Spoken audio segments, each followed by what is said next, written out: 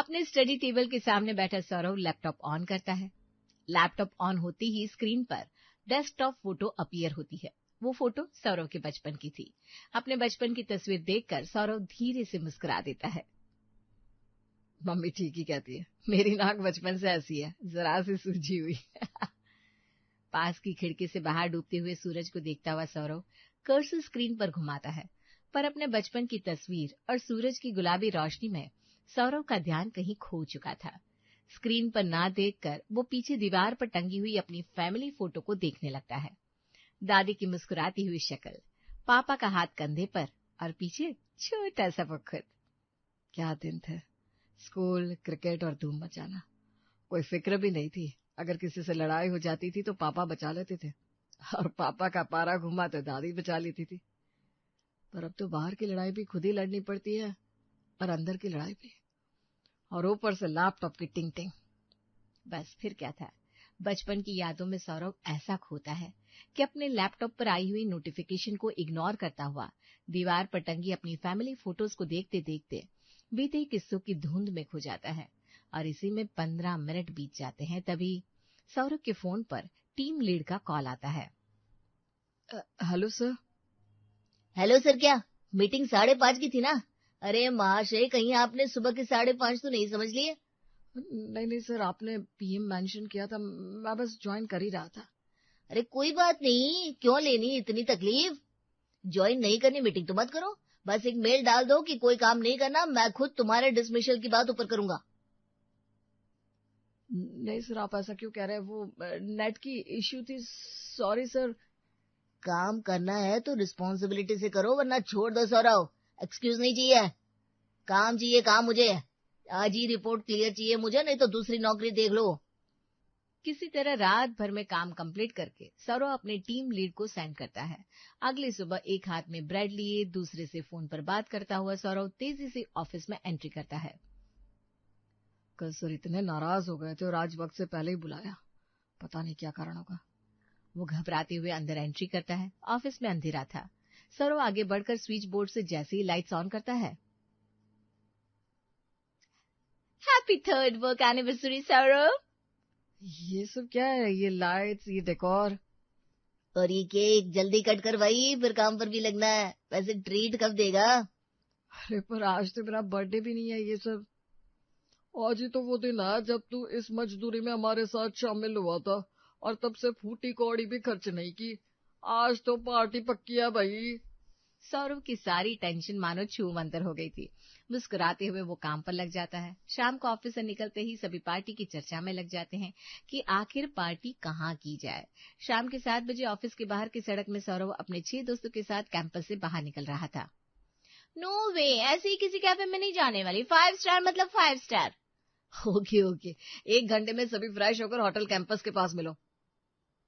सुनी सड़क और कदमों के साथ चलता चांद भागता दौड़ता शहर जैसे कि शांत होने की ओर मुड़ रहा था। पूरे दिन की भाग दौड़ शोर शराबे के बाद अब सौरव फिर से अकेला था। सब कुछ तो है सही उम्र में इंजीनियर बन गया, सेटल भी हो गया हूँ, सैलरी भी ठीक ठाक है, पर ये अकेलापन ऐसा लग रहा है कुछ छूट रहा है। पता नहीं क्या सोचने लगता हूँ मैं आजकल। मुझे शायद छुट्टी की जरूरत है।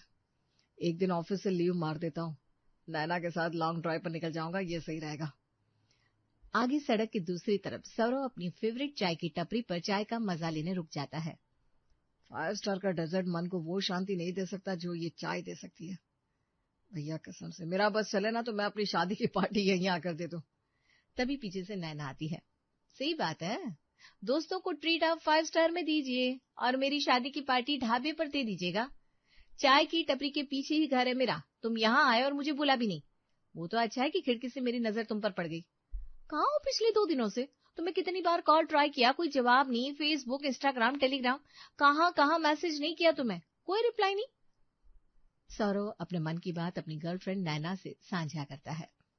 नाउ आई अंडरस्टैंड, कहाँ खोए खोए से थे तुम कुछ दिनों से। I think you are missing your home. Next month birthday भी है तुम्हारा, so why don't you celebrate there? बस फिर क्या था। अपने ऑफिस में लीव के लिए एक मेल डालकर अपने इस खालीपन को भरने के लिए सौरव अपने घर के लिए निकल जाता है। ये समोसे उठाकर क्यों ले आ गए आप? हे भगवान, अभी 11 बज रहे हैं, 1 बजे सौरव की ट्रेन आ जाएगी। अरे नहीं नहीं सुनीता जी, आप सही कह रही हैं, पर गलत तरीके से कह रही हैं। आपको ये कहना चाहिए था, अरे इतनी जल्दी समोसे क्यों ले आए, 1 बजे की ट्रेन आनी है सौरभ की। सुन लिया माँ जी आपने, इसीलिए मुझे अपना सर खपाना पड़ता है सभी के पीछे। कोई इस घर में कुछ समझना ही नहीं चाहता। आपका जमाना चला गया सौरव के पापा, जब आपके लाए समोसे के पीछे बच्चे भागते थे। चिंटू बेटा, तुम लोगों क्या मंगवाते हो? क्या मंगवाते हैं? हम तो बहुत कुछ मंगवाते हैं आंटी जी, खाना, ड्रेसेस, शूज। अरे नहीं नहीं बेटा, वो रोटी सा रहता है, ऊपर बहुत सारी सब्जियां रहती हैं, जो तेरे भैया हर बार आता है तो मंगवाता है वो। अच्छा, पिज्जा, पिज्जा की बात करिए आंटी। हाँ, पिज्जा तो सौरव भैया को बहुत पसंद है। और सिर्फ पिज्जा ही क्या, चॉकलेट ब्राउनी तो उनकी फेवरेट है। आंटी ठीक कह रही है अंकल, अगर भैया को खुश करना है तो उनकी पसंद की चीजें मंगवानी ही पड़ेगी। आप फोन दीजिए, मैं अभी ऑनलाइन ऑर्डर कर देता हूँ। चिंटू आराम से पुनीत का फोन लेकर 10 तरह की डिशेस काट कर देता है। अरे पुनीत, ये टीवी के सामने रिमोट लेकर क्या बैठा हुआ है तू? जा, मेरा पोता आ गया होगा। अभी ट्रेन को आने में आधा घंटा बाकी है माँ, तुम बेकार में टेंशन ले रहे हो। तो एक काम कर, तू यहीं 10 कर टीवी में देख, मैं जाकर अपने पोते को लेकर आती हूँ स्टेशन से। क्या सोचेगा बेचारा बच्चा, इतने दिनों बाद घर आ रहा है और स्टेशन उसे कोई लेने भी नहीं पहुंचा। मैं ही जाती हूँ स्टेशन। आप इन्हें आराम ही करने दीजिए माँ, इन्हें तो वैसे ही आराम पसंद है। जैसे हमने खाना ऑनलाइन ऑर्डर किया है, वैसे ही ऑनलाइन सौरव को घर बुला लूंगी मैं। कैसे? तो फिर मैं गाड़ी में बैठकर जाऊंगा आंटी। अच्छा, मैं आपको समझाता हूँ दादी, यहाँ से मैं कैब बुक करूंगा, कैब में बैठकर स्टेशन चला जाऊंगा, वहां भैया कैब में मेरे साथ बैठ जाएंगे और हम दोनों वापस घर आ जाएंगे। दरवाजे पर खड़े रहकर किसी ऑटो या टैक्सी के आने का इंतजार भी नहीं करना पड़ेगा। और क्या बोलो, ऊपर से कैब वाले चेहरे देखकर किराया नहीं लेते, जो चार्जेस है सभी के लिए एक ही रहता है। बताओ तो, दुनिया कितनी आगे निकल गई। तो फिर तू यही कर बेटा, सौरव भी खुश होगा कि उसके घर वाले अब तो बहुत होशियार हो गए। कैब में चिंटू सौरभ को रिसीव करने स्टेशन पहुंचता है। सौरभ आज अपने घर वालों को स्टेशन पर ना देखकर हैरान था। तू अकेला आ गया? और नहीं तो क्या भैया, दुनिया बदल गई है, एडवांस है दुनिया। अब किसी को किसी के लिए अपना वक्त जाया करने की जरूरत नहीं है। मैंने तो बोल दिया आंटी, आप आराम से घर का काम करो, अंकल आप टीवी देखो, भैया को मैं ले आता हूँ। वैसे यहाँ तक आया हूँ तो कहीं रास्ते में कुछ खिला पिला देना भैया। गाड़ी शारदा निवास के बाहर रुकती है। ये तो पूरा घर सजा दिया आपने मम्मी। तो मेरा इकलौता बच्चा आ रहा था तो ये तो करना ही था। बच्चे की आरती तो कर सुनीता, कैसा सूख गया मेरा बच्चा। सौरव घर के अंदर आता है और फ्रेश होने बाथरूम चला जाता है। घर की ठंडी हवा, मजा ही आ गया। नाना वाज राइट, मैं घर को ही मिस कर रहा था और कुछ नहीं। अब कुछ देर अपने बिस्तर पर आराम कर लेता हूँ। अपना घर। सौरव आज बड़ा एक्साइटेड था और अपने कमरे में फ्रेश होकर सो जाता है। 2 घंटे बाद। उठ गया बेटा, आजा बाहर आजा, तेरे लिए बहुत कुछ बनाया है तेरी माँ ने। इसलिए तो घर वापस आया हूँ मैं। दादी, घर के खाने से अच्छा क्या ही हो सकता है। सौरव अपने स्लाइड्स में पैर डालता है और खाने की टेबल पर आ जाता है। खाने की टेबल पर क्या नहीं था, chow mein, Manchurian, pasta, brownie, lasagna, वो सब कुछ जो 5 स्टार होटल के एक टेबल पर सौरव को मिल जाए। कैसा लगा सरप्राइज भैया? अब तो बड़े शहर वाले हो गए हो आप, यही लाइफस्टाइल हो गई होगी ना आपकी, इसीलिए आपकी पसंद का ध्यान रखते हुए आंटी जी ने चाइनीज खाने की तैयारी करवाई है। तो फिर आप लोग क्या खाएंगे मम्मी? अरे इतना सब मैं अकेले खाऊंगा क्या? अरे तू हमेशा कहता था ना, मम्मी आप ये मॉडर्न डिशेस खाकर देखो, इस खाने में स्वैग ही अलग होता है, तो तेरे लिए आज ये भी कर लेते हैं। चीयर्स के साथ सभी पिज्जा की एक एक स्लाइस उठाकर खाना शुरू कर देते हैं। इतना बुरा भी नहीं है खाने में, देखा जाए तो सब्जी रोटी तो है, नीचे रोटी ऊपर सब्जी। मेरे स्लाइस में तो पनीर आया ही नहीं। इधर दे तो चिंटू, और वो मंचूरियन दे, जरा मैं भी खाऊं। पुनीत मंचूरियन खाता है। ये तो बड़ा सॉफ्ट सॉफ्ट है, मुझे लगा पत्थर जैसा होगा तो मेरे दांत टूट जाएंगे। मैं कहता हूँ पुनीत की मम्मी, मेरे लिए ऐसा ही कुछ बना लिया कीजिए। ठंड में गर्मा गर्म मंचूरियन, इससे अच्छा क्या हो सकता है। मेरा पेट भर गया, मैं छत पर जा रहा हूँ दादी। अरे बेटा, क्या बात हो गई? तुझे खाना पसंद नहीं आया क्या? ये सब कुछ तेरे लिए ही मंगवाया गया था। बेटा, तू बड़ा उदास सा लग रहा है, खाना ठंडा हो गया है क्या? घर से दूर जब मेरे पास कुछ खाने का ऑप्शन नहीं होता तो रेस्टोरेंट में, कैफे में इन चीजों को खाना ही पड़ता है ना। जब यहाँ भी यही खाना था तो छुट्टी लेकर मैं घर क्यों आया था? मैं घर लौटा हूँ दादी, किसी होटल नहीं। अरे मेरा बेटा, ऐसा मत बोल, मैं तेरे लिए वही बनाऊंगी जो तू खाया करता था बस। सुनीता बड़ी खुश हो जाती है और दोपहर के खाने के बाद दोनों सास बहू पूरी, पनीर की सब्जी, रायता, चटनी और भी बहुत कुछ बनाने में लग जाती है। मैं थोड़ा आटा और गूंद देती हूँ माँ, रात को पनीर की सब्जी और पूरी आपके पेट के लिए भारी नहीं हो जाएगी। मेरा पोता आया है सुनीता, तुझे मेरी फिक्र करने की कोई जरूरत नहीं। आज तो मैं 5-5 पूरियां खाऊंगी। तो एक काम कर, पुनीत से कहकर 1 किलो बर्फी मंगा ले, मीठा भी तो जरूरी है बेटा। सौरव अपने बचपन के दोस्तों से मिलने के लिए मोहल्ले में चला जाता है। कोई है? करण। अरे बेटा, कब आए तुम? आओ आओ, करण बस अंदर ही है, मैं बुलाती हूँ उसे। सीता करण के कमरे में जाती है और सौरभ के आने की खबर देती है। क्या सौरभ है? मेरे बिजनेस के बारे में कुछ बताया नहीं ना मम्मी तुमने उसे? अरे नहीं बेटा, अभी तो मैंने कुछ नहीं बताया। क्यों, क्या हो गया? मम्मी, अब वो सौरभ नहीं रहा जो हमारे पड़ोस में रहता था। इंजीनियर है, बड़ी कंपनी में जॉब करता है। किसी के सामने अपने पैर क्यों उखाड़ना? मैं बाहर जाता हूँ, तुम कॉफी बनाकर ले आना। करण फौरन ड्रेसिंग टेबल के सामने रखी हुई गोल्डन प्लेटिंग वाली घड़ी पहनकर बाहर निकलता है। अरे सौरभ, तू बड़े दिनों बाद हुआ तेरा आना। 2 मिनट जरा वेट करना पड़ेगा, मेरे क्लाइंट का ना कॉल आ रहा है। अरे कोई बात नहीं, तू कर ले बात, यही हूं मैं। करण अपना फोन उठाकर शीखी बगाना शुरू कर देता है। क्या यार, तू छोटी मोटी बात कर रहा है? 50 लाख जैसे टुच्ची अमाउंट की बात ना कर मुझसे।